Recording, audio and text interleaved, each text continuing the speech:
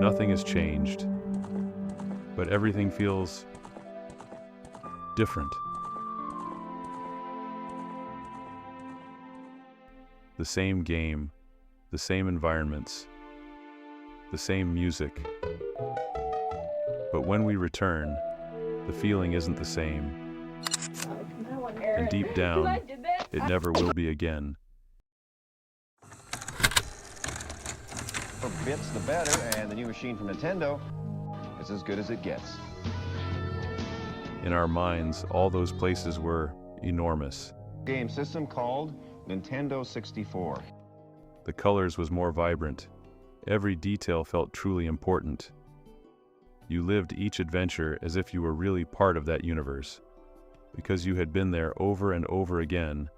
Even without remembering every detail, you recall each place as if it were real. A world where your imagination created the most exciting and fun stories, as if it were a comforting place where you sometimes escaped to or entertained yourself. A world that stays in your memory forever, and one day, for some reason, makes you want to visit it again. But when you finally decide to return, something doesn't feel right. Like in Mario 64, the game starts normally. The characters are still in the same places, standing still, just waiting. Peach's castle is still there, motionless, silent. The environment around you feels emptier. The paths you once explored no longer spark curiosity. The walls seem bigger than before. The corridors longer, almost as if the space itself had changed over the years. The entire world Mario 64 takes place in feels truly lonely. The endless seas and the levels taking place in the paintings, the endless skies. You hear the birds chirping, but see none. The sound of your footsteps echoes in a strange way. The sky is still blue, but it's a strange blue, too clean and too artificial. You begin searching for new ways to do the same things you did in the past, as if you were endlessly chasing away to relive all the memories you left behind. Enemies move, but they don't feel alive. They just follow patterns, repeat behaviors, over and over again, like they were trying to give life to a lifeless, soulless place. If you look closely, everything feels off.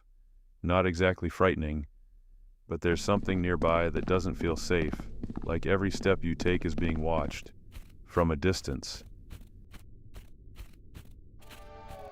You explore every corner, hoping to find something you might have missed before, but you realize that everything in that world feels slower, outdated.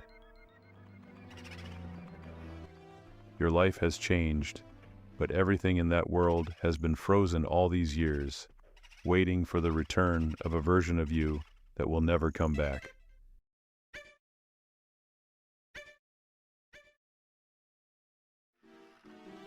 Your brain created memories. It exaggerated colors, sounds, and emotions. It built a version that never truly existed. And suddenly, you're faced with a phenomenon called Kenopsia. You can sense it when you move out of a house, noticing just how empty a place can feel. Walking through a school hallway in the evening. It's usually bustling with life, but now lies abandoned and quiet. This happens when we visit a place that was once alive and full of energy, and suddenly we see that it feels completely different. Without all that liveliness, the place becomes empty, distant. It's possible to feel this in countless moments in our daily lives, and consequently, in the games we play. The truth is that we all have memories that shaped our childhood. Waking up early to play our favorite game, spending hours and hours in front of the TV, being too innocent to understand how all the mechanics worked. It was fun to live through all those adventures. I believe that a large part of these memories comes from the era of the Super Nintendo Entertainment System and the Nintendo 64, a time when great titles began to emerge, and with them, many of the characters we know today. Games like Mario, Zelda, and Sonic shaped our childhood in such a special way that we still remember them fondly today.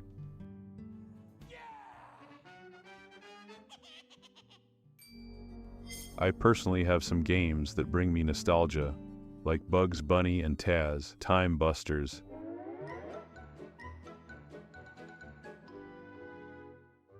a game for the PlayStation, which was one of the first games I ever played. All the environments, enemies, and challenges were unique. There was something about that game that fascinated me so much that Bugs Bunny is still my favorite character after all this time. Rayman Classic was also a game for the PS1.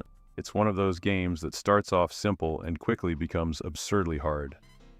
The objective is to save the Electoons, recover the Great Protoon, and defeat the villain Mr. Dark.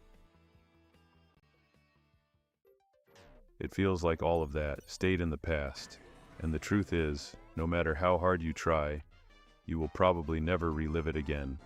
It's hard to explain, but old games give us a sense of comfort. That's why people say, if you have good memories of a place you love, don't make the mistake of visiting it again. Because the feeling will never be the same. You'll be disappointed, because the beauty was never in the place itself, but in the way you saw it. It was incredible how each song felt magical, how everything in that environment connected and made you feel special, because that was the true purpose of that world. Everything was centered around your emotions.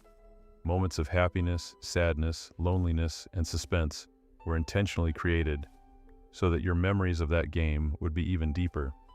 It was something so special that your mind felt the need to immortalize those memories in a more beautiful way than they really were, so that in the future you could have good memories of everything you lived through. You don't want to go back to the game. You want to relive the emotions you felt back then, the sense of wonder, the quiet excitement, the moments that made everything feel bigger than it really was. It wasn't just a game. It was a place, a feeling, a part of you. And you never imagined that one day, all of that would be left in the past, forever.